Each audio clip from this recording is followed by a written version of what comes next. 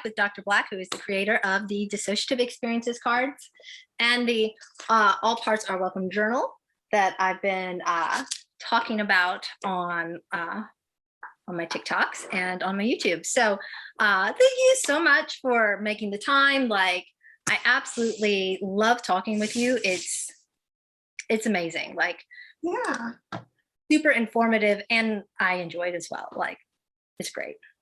No worries. I'm excited to be here. I like being able to share this information, and I like to be able to see how it's gotten out.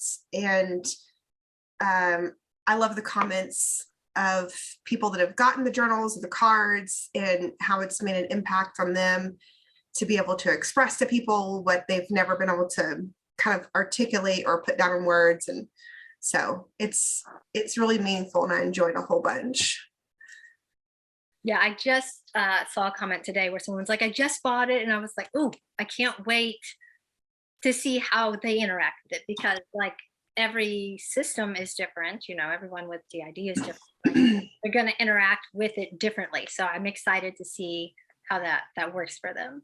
Yeah, and I'm really hoping to get some good feedback of maybe some things that could be done to make modifications for like a second edit, or things like that. The Spanish edits are done. Okay. So I just need to finish uploading everything, and then it'll be available in Spanish for people that are Spanish speaking, or so that's really great, because with it being available, it's on Amazon and on Etsy, but with it being available on Amazon, it can ship internationally. So I'm excited about that, because there's really not a lot of resources out there for Spanish speaking or other languages or things like that for dissociation or dissociative disorders. So it'll be good. I found that to be the case among my followers as well, because they'll be like, English is my second language. And then, try and formulate a question, trying to get information, because there's not as much. And specifically, I've had people in Latin America be like, I can't find a therapist to treat me for this. So yeah, that's really exciting. Yeah. So I guess let's get into the journal. Oh, absolutely. Let's talk about it. For everybody on TikTok, you are welcome. And I'm looking at my phone, so now it looks like I'm. You guys are welcome to leave questions. I'll be keeping an eye on that about the journal, the dissociative experiences cards, or whatever, and we'll be keeping an eye on that. So the first part on the journal, we have the message board, which I thought was ingenious, the way you set that up, because sticky notes were already my mode of communication. Like, they're all over my house. Yeah. And that could easily be just a whole journal as just message board, but making it for sticky notes means it's not going to take up the entire journal. It's something you can like. So I thought that was brilliant, just off the top. I was excited about that. Do you want to go through the introduction, or, maybe even the how to get started part, so that I wonder if there's like, I know that you had made the one video about parts having names or not having names, but I was curious if there's anything in particular that struck you, or that felt like it might be significant for people. I mean, when I made the journal, I was really thinking about, there's this fantastic organization called Beauty After Bruises. And they are a nonprofit organization that helps to get people that don't have funding, or maybe there's not a therapist anywhere around that has training in dissociative disorders. They try to help people by getting therapy boxes to them. And therapy boxes would have like a workbook in there,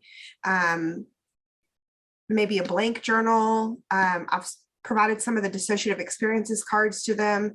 Basically, like, here's what we can offer you for dissociation, like a fidget of some sort, something to help ground, and kind of a starter pack, like, we're here for you. I understand that there's nobody around that can give that counseling, but here's a starter pack for you to maybe help with some stability or encouragement. And so I was thinking about like, for those people that don't have a counselor, or maybe you've gone to counseling and it was not the best experience for you, or you don't feel safe to go to counseling for whatever reason, or it's not allowed, or then the introduction could kind of give you a way to think about how to get started, what you need to consider. And I wanted to write it.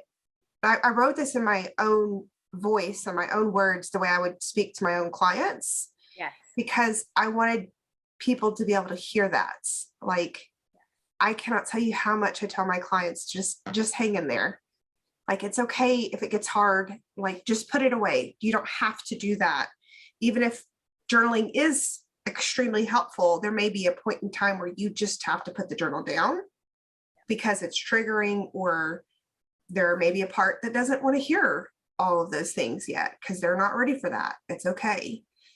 And that's hard when you don't have a therapist to help walk through those things with you, or a therapist that doesn't know yet. Right. And so to have that voice of like, this is hard, it's okay, and this is typical, and that's okay. And you don't have to be freaked out because this is what your, system is presenting like, or doing, or whatever the thing. So And what struck you? I was actually really blown away by the intro, and I would love to go over it. And we have someone says, as a system in poverty, that sounds amazing. That I'd love a box, because yeah, that's a huge barrier, not only in the United States, but especially in the United States to getting help, is just having money. Somebody commented in one of my TikTok videos recently, oh, it sounds like you have therapy money. That must be nice. Like, right. Well, there's some free programs, but you got to dig for them. Because that's where I started, because I was still, we did not have extra money, but I was all of a sudden very aware that I wasn't okay. And any resources would have been incredible. Yeah.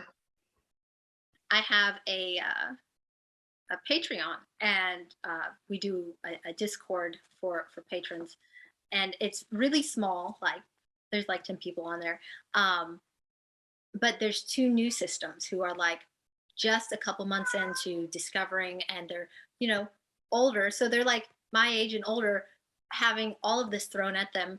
And as I was reading the introduction, I was taking screenshots and posting it in the Discord. I was like, guys, first you should get this. I think one of them has. And then I was like, but second, like, these are the things I've been telling you. Like you said, like, it's okay. Like, yeah, there's hard days. Would you, because I can pick out the parts that, really spoke to me, but I would love you, especially in the introduction, to just kind of pull out the parts that you really wanted to get across. Okay.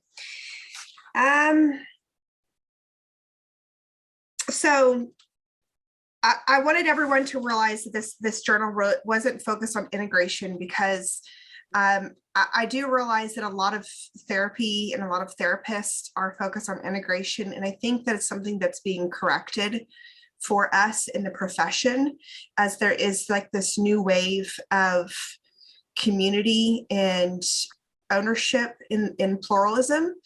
And there are these different movements of social media and things like that that are just making things different. And YouTube is a big contributor to that, of the community, and people rejecting a desire or being pushed for integration. And I think there are a lot of benefits to integration, but it's not going to be for everybody. And it may not be entirely possible for all systems. Like, let's think about a system that doesn't realize that they're a system until much later in life, much later in life. And it's a very expansive system. And let's say that there's still like obstacles or trauma or ongoing stressors. Like, there may not be like the terms and conditions that are needed to have everything worked out to reach towards integration. But on the flip side, I don't want integration to be like this filthy, dirty word that is rejected, because honestly, everything that we do in therapy is integrative. And integrative or integration isn't bad. It's just coming to terms with, or having ownership of, or figuring out. And so even working out conflict between two parts is integrative. Yeah. It's not going to cause a fusion of those two parts, but it's going to make your life a whole lot easier, because then you don't have fighting inside. And that's not something that most people would not want, right? Like, they want peace. They want a little bit of quiet every now and then. Yes. And they don't want that. Work together if possible. Yeah, like everyone, let's be the dream team, like something, right? And so that's kind of where I start with clients, is like, we're not worried about fusion. Like, fusion would be way down the road, and we're looking for hopefully dream team if we can get there. And it just makes your life easier. So this is not a book that's focused on integration. But if you do want that as part of your journey, that's great. And then the next sentence is, typically the overall goal in therapy when working with dissociative disorders or dissociative parts of the personality is to build internal cooperation and communication among parts or alters. And so that is the central focus of this journal. Let's try to work out, the differences. You don't have to agree upon everything inside. The parts don't have to agree upon everything, but maybe we don't, they don't have to be at each other's throats all the time. And they can have a different way of approaching things, but it can be maybe a little bit more like a democracy inside. And so there's so much benefit to that, because when parts are not fighting among each other, they are able to bring their strengths to the table and get things accomplished. And it can be like, okay, I'm good at this. I'm going to take care of this. You take care of this. And we'll have like a committee, or we'll have a little board meeting inside, and we'll work it out, and we'll make decisions instead of, constantly being at odds. And a lot of the times, parts that are your perpetrator parts, quote unquote, and I'm putting up my air quotes for those that can't see me, they're going to be your biggest advocates. They're going to be your biggest protectors. 100%. They just, it's focused the wrong way, or it needs to be redirected, or there needs to be something worked out before that part will switch positions and be an advocate for you or a protector for you. And so we cannot get rid of parts. Let's be clear about that. And we're not trying to get rid of parts, but we're trying to maybe see how we can come to a little bit of agreement inside. And that is what this whole journal is aimed at. And so I wanted that to be the tone from the very beginning. So, and I think not only does that come through, but I think that's so important. One of the people in my Discord, one of their concerns is they're like, it feels like my therapist is trying to get rid of parts. And so then nobody wants to participate in therapy, because they're like, you're trying to get rid of us. And, they went in and clarified, and that wasn't, that was having a really, direct talk. Okay, yeah, no, that's not the goal. Okay, good, because, and I was there going, yeah, no, they're not going away. Like, this is all parts of self. Like, you can't cut a part of yourself off. This isn't, even if one day down the road there is fusion, which, like you said, is not necessary for a healthy, happy, productive life as someone with DID.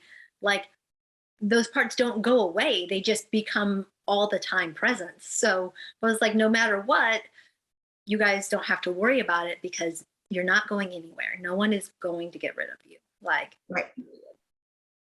Right. And so, you know, the how to get started, I wanted to, I've seen other DID journals and they're great. They're cool. But again, I was thinking about like, what about the person that doesn't have the therapist to walk them through it, you know? And how many people are just getting their stuff off of Amazon and they don't have a sense of direction. And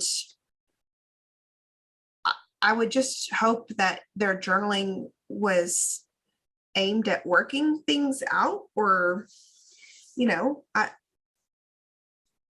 don't know why there would be a need for more divide. You know, some people really want to keep parts separated. And I don't quite understand that. I don't have a dissociative disorder myself. But do they have to not get along? right. You know? Right.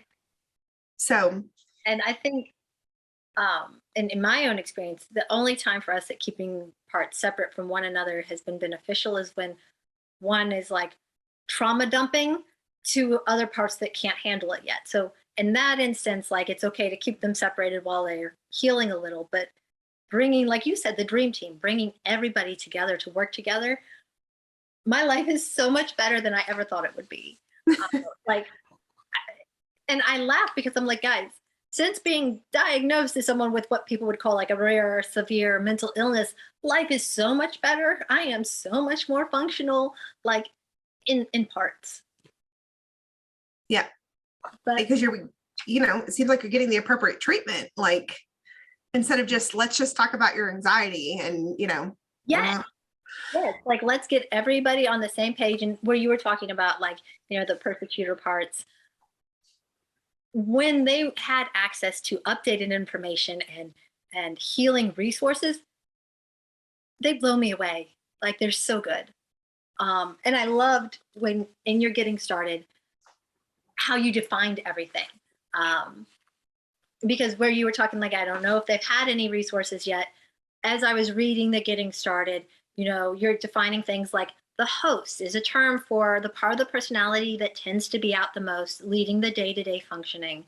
And then breaking down how this isn't like the true identity or the core identity, which is a thing I get a lot, like, which of you is the original? And just right in the very beginning to be like, no, that's, you know, that's not how this works.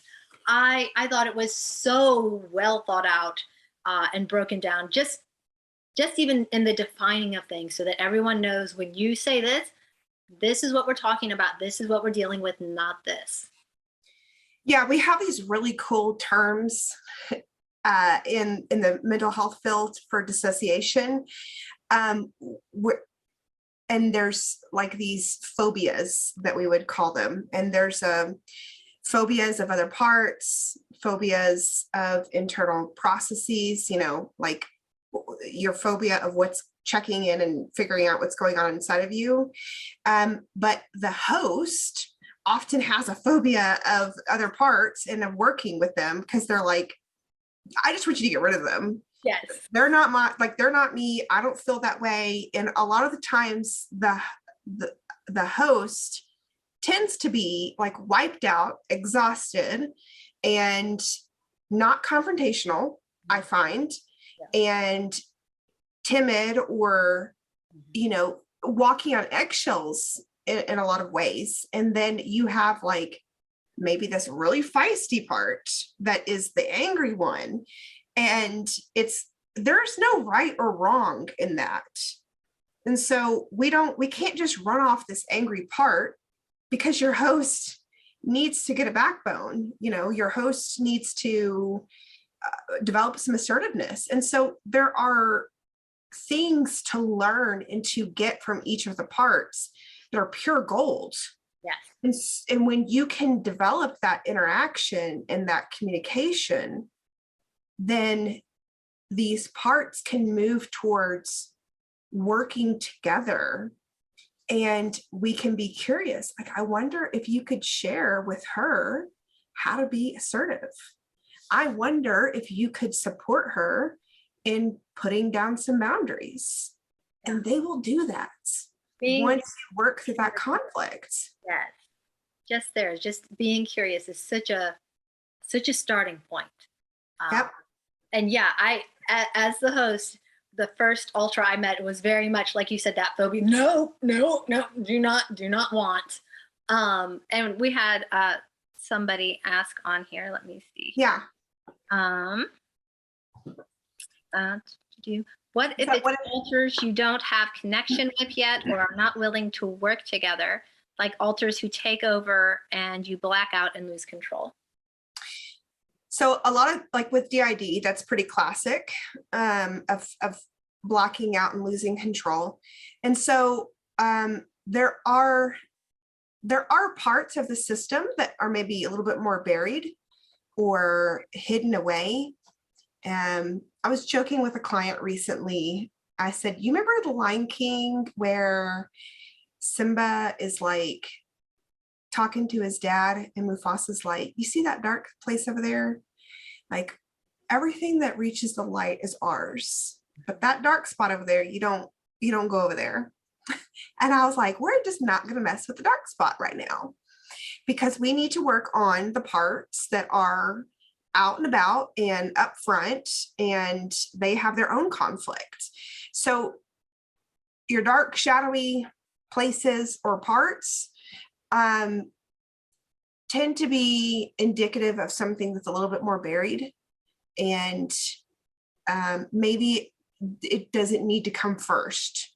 So you want to be mindful to pace the work, because too much too fast will really overwhelm and can destabilize.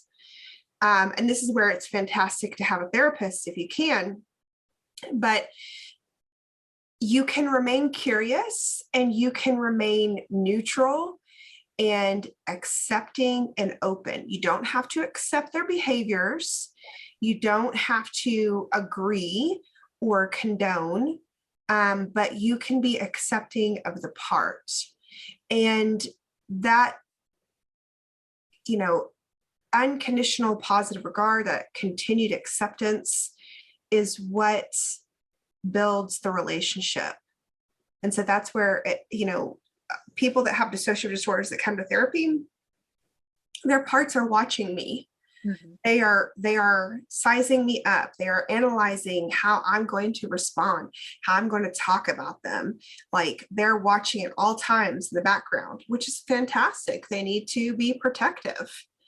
And so they're going to be seeing what the response is going to be, and they'll do the same for the other parts. And so when it's safe, then things may develop or come out, or you may have something that you can move into.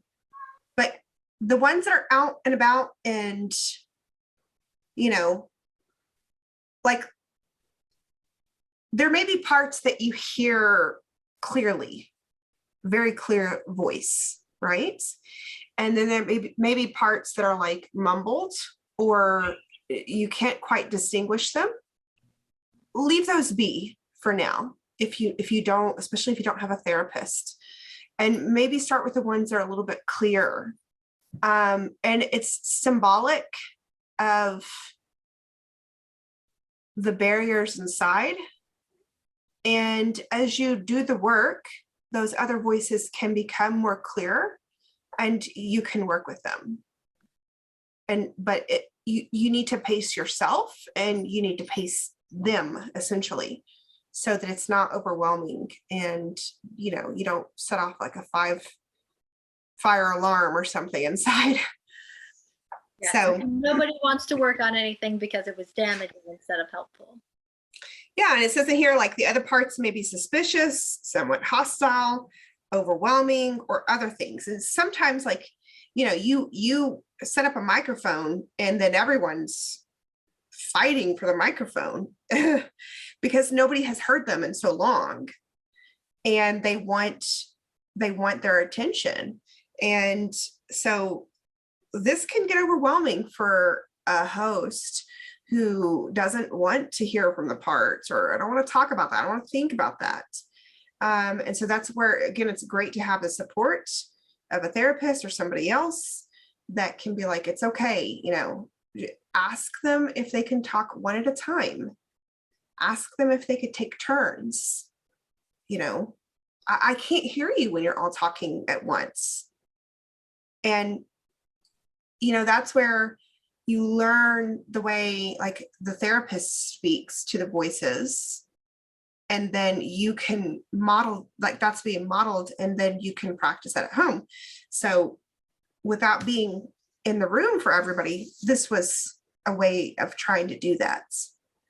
And I would say, if you don't have a therapist and you've got the journal, go back and read the how-to section over and over and over again, because you kind of need to internalize that, you know, that pacing and that voice if you don't have somebody there to support you with it. Yeah, it's so good. And then even each part of the journal, the way you break it down, because I don't know about anybody else, but like, where you were talking about hosts are like easily exhausted, easily overwhelmed, like just getting something like, oh no, not another task. But it wasn't like that at all. Everything was so well broken down and explained that it was easy to dive into. And then everybody in my team was excited about various different parts of working on the journal. But because there was this, you know, equal understanding of what we were doing, there was all hands on deck. Yeah. So there's the system rules, and you know, that's it. Write down whatever you need to, whatever one everyone wants to put. I think a big one, and I kind of included that in there, like you know, let's not destroy or rip out pages. I thought that because that is a classic, you know, sign of inner conflict. Or I just don't want to hear what that part has to say, so I'm just gonna delete that from the journal real quick. The sections double as coloring sheets. So if the littles want to color, or if you need to de-stress, or whatever the case may be, I wanted that to be something that was available. And I was very purposeful in trying to make this as gender neutral as possible. The other journals that I've seen have, you know, a little bit more feminine attributes to it. And so the same artist that did the cards did the cover, which is just, I think this cover is just breathtaking. And for me, like relaxing. So you're not approaching it with like, you're like, oh, yay. And so with getting to color in, it's that, oh, you know, it's this, you have positive, relaxing associations. Yeah. So there's no like flowers, or I wanted it to be neutral, and I didn't want like people or anything. I just wanted it to be nature, because then hopefully that's not tainted, you know, and it's not like if you have parts that are of an opposite gender or expression, hopefully it meets everyone where they're at. So it's not like, oh, this is too girly, this is not my thing. Yeah. The parts profile. So I get some questions about this. The page that says use this space to illustrate this part's healing or calm place. You can draw, make a collage from magazines, or printouts, or paste a picture of a sand tray that you made with your therapist. So yeah, I like how you've illustrated the parts there. Yeah. You could do that. You can illustrate like the room inside, if they have a room. You can illustrate their calm, safe place, which is a practice that we do in EMDR therapy. But basically, give them a space inside that is either safe or protected or relaxing or their own. And if a part doesn't need to be out for something, they can go there. So let's think about the littles. If there's conflict, or if you have to go in and have conflict with your boss or somebody else, you don't need the littles out for that. Like, they don't maybe need to be exposed to that, or they don't want to be around for that. Create a space inside that they can go, because then you don't hear crying, or then you don't hear panic, and then it doesn't show up in the body. And then the adult self or selves can take care of that. And it's win-win again, you know? Yeah. And we didn't even realize, like, because the inner world, and I tell people all the time, it's kind of like a lucid dream where you have some things you can change and some things you can't. So we didn't even realize how much could be constructed as far as like communications and like walled off places. But in the parts profile for Caleb, we have, because he's an age slider, a younger and an older self, but then also his safe places in the forest. And just having that on the page to look at was reassuring. Like, yes, that's me and that's my spot. And it made him really happy. And somebody said, what about the systems that don't have a host? And I know a couple systems like that where they have several that share the fronting.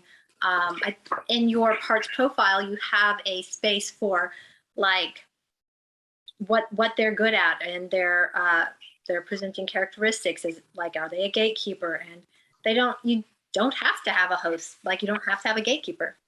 You don't. And or they can be like co-hosts. Mm-hmm. You could have like a co-host, or like the committee of hosts, or you can, like, they could have more than one job, or kind of, I put on here preliminary presenting characteristics, which is very wordy. But I really wanted to be purposeful in staying away from this is what you are, and this is what you always will be. Yes. That's not true. And we want to stay away from that, especially with parts that have been labeled as something negative or something to be rejected, because they can and will change. And even parts that have mimicked like abusive behavior from other people, they will not be gotten rid of. They can learn to let go of those behaviors, and they will take on new behaviors. And so we don't want to be rejecting even from the beginning.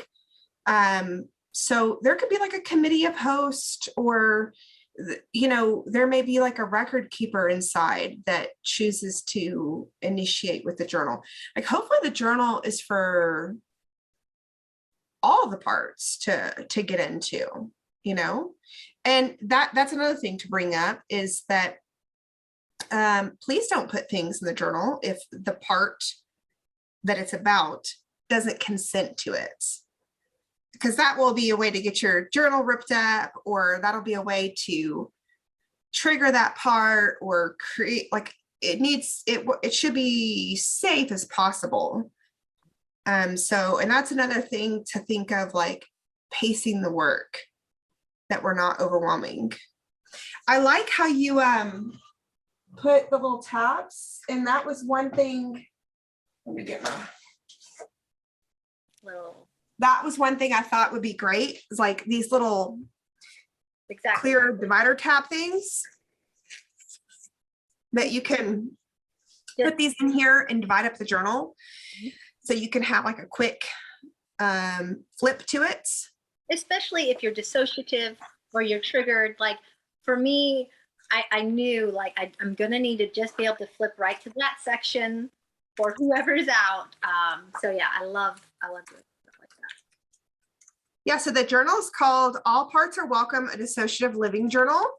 And it's available on Amazon, and it's on Etsy as well. And the Etsy is the Phoenix Arise shop, or you could just type the name of it in there. And I'll have it in either in my bio or on YouTube in the video info. Yeah, someone said that they hated journaling because their handwriting was always so wildly different. That's common. That's totally common. Someone said that they switch committees of hosts every 5 months. And I love that phrase, by the way. Like, I've not heard it before, and I have a polyfragmented system friend, and I think I'm gonna drop that phrase on them because they talk about that sort of thing. So Yeah. Yeah. Yeah, because like think about it. Like you have think about a bigger organization. You have folks that are really good at a certain thing, or they help with certain tasks. And so then we might cluster parts together to help accomplish any said task. So there's place, we need to do a part 2 because we have yeah. Yes, I want to talk about system mapping in more in depth. And that's actually the part that my team is most excited about. Yeah. Because they want to because there's these lovely blank pages there. And when I was flipping through it, all of a sudden, like the lights started going on, people's like chiming in, oh, I want to draw my room. Oh, I want to draw my this. So of course, like we wrote down our system map and how everybody's connected, but then they were like, wait, can we show like our internal inner world map? And they just got really excited about visual connections as well. And so I would love to have you do a breakdown of system mapping. And well, there's so many different ways to do it, and that's something I was kind of cautious of. So I put everything in the front. Yes. Because I wanted it to be there, but I didn't want to interfere with a system's ability to have their own expression. And what's good for one system may not be good for another system. So there are different things that you can do. We should definitely talk about that in depth. Yeah. That section, we'll come back to part 2 on system mapping. I'm already excited about it. Yeah. Well, maybe let's talk about the daily tracker, and then we can talk about the rest of it the next time. Would that work? Great. Okay. So the daily tracker is, again, this is something that I just left blank because who am I to say what you need to be working on? In different systems that are at different places in the healing process are going to need different things. And so I want to talk about like maybe some ideas, maybe you want to track like your switching headaches. I can't tell you how many people have come to therapy and they're like, oh, I just get these horrible headaches. And I'm like, yeah, like, is it right behind your eyes? Mm-hmm. Yeah. Like, do you notice it comes and goes with parts, or, and they take migraine medication. A lot of them are diagnosed and treated for migraines. And once we start working with the system and there's more cooperation, those headaches go down, and they realize it's switching headaches. And so there can be you can track system headaches. Like, let's say you forget to eat. You could track did you eat breakfast, lunch, dinner? If you want to track like just the dissociative symptoms from the cards, you can track that. You can track, did you take your meds today? I love that you had objectives. So like if you're trying to like, we want to communicate. Have you been able to communicate with your parts today? I loved that it wasn't like, it's not just negative, it's anything that you're wanting to keep track of. Yeah, did I practice my grounding skills, or did I don't know, get the laundry done? Like, who knows, right? And so then you can do this like, or if you, let's say you want to track like emotions, you could rate that on a scale of 1 to 10. You could do like high, medium, low, like how severe was your depression today? Or, you could put tally marks in there, I guess, for how many headaches. You could do anything. So it's wide open, because everyone has something else that they're working on, and I want it to be flexible. Yeah, So it I really, thought about putting some ideas on there, but I think this is a better option of having, like a YouTube video that's like a how to or exploring the journal, because then I'm not in your stuff, right. you know? Whatever you want to track, like, did you water the plants this week? Okay. Right? Yeah. No, Because heaven forbid you didn't water your plants for weeks. And like the Sandra Bullock 28 days at the end of the plant is dead. Like, yeah, right. I killed this. Or you've overwatered your plant. Yeah. Oh goodness, that's I killed it with love.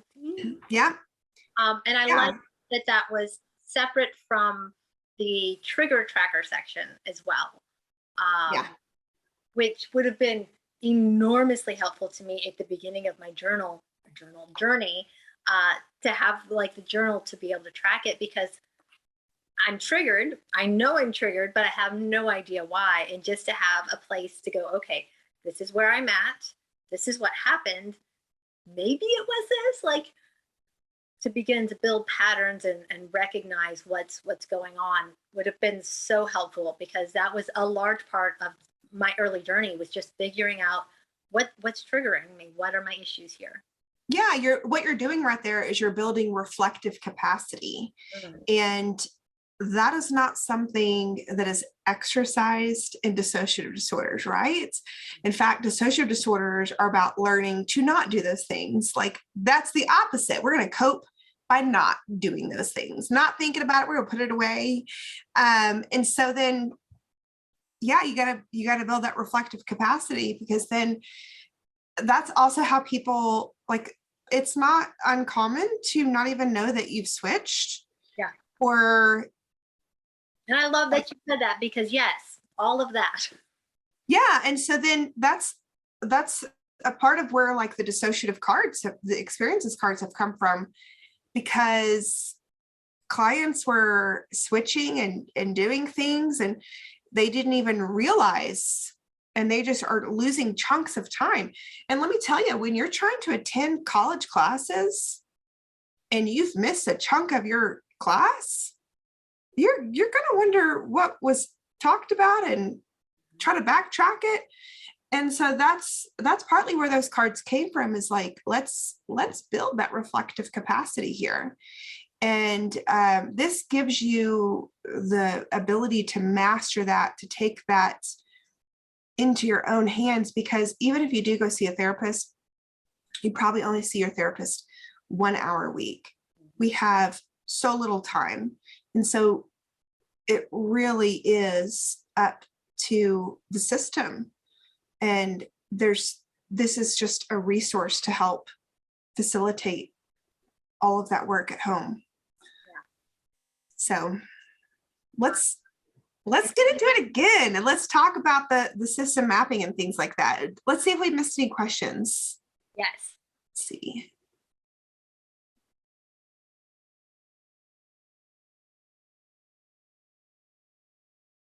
So they're talking about a couple of apps, Simply Plural, Plural Kit. That's cool. That's really cool. I use Simply Plural to track switches. But I have to have it on a reminder, because, like you were talking about the reflective capacity, like, not even to go, oh, right, I've switched. I need to, like, track that. So my phone will pop up a reminder. Hey, who's fronting? Oh, right. Yes, not who was fronting last time. Well, and maybe we can talk about this next time, Jenna. I don't understand the need to track all of those switches. What I teach my clients is, okay, so you don't remember what did you miss, or who was there for that? Just ask inside who knows about that. And then, can you get the update? Like, can they tell you what you missed? And then you don't have to track switches necessarily. You just. That's brilliant. And I'm just learning, because I'm now with a therapist who specializes. So now we're just learning that exact thing. I'll be saying, I don't even know, someone was upset. She goes, well, can you ask back and find out who? I haven't even thought about that.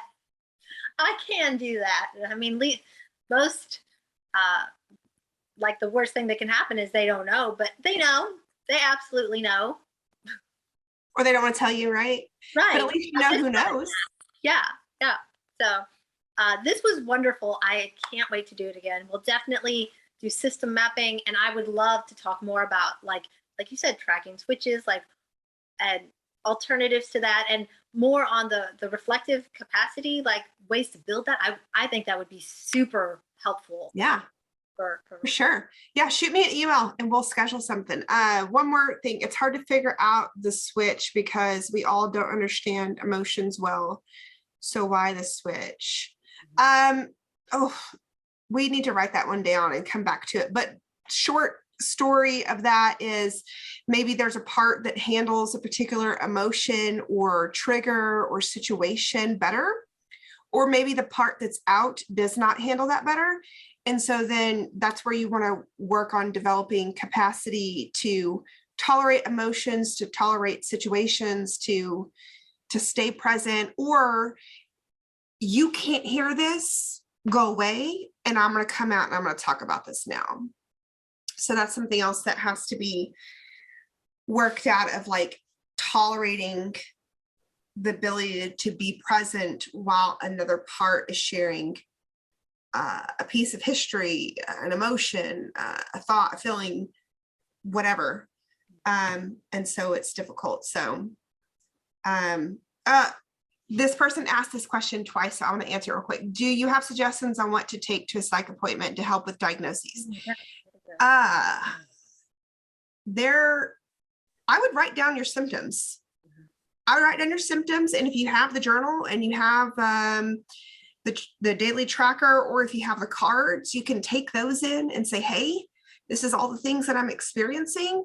Or, even just going through the TikTok and looking at some of the stuff that Jenna's put up there and writing this down, and writing how frequently they happen, because frequency is a big indicator of things. So, all right. Thank you. We'll do it next time, okay? Definitely. I'll see you later. All right. Bye. Bye.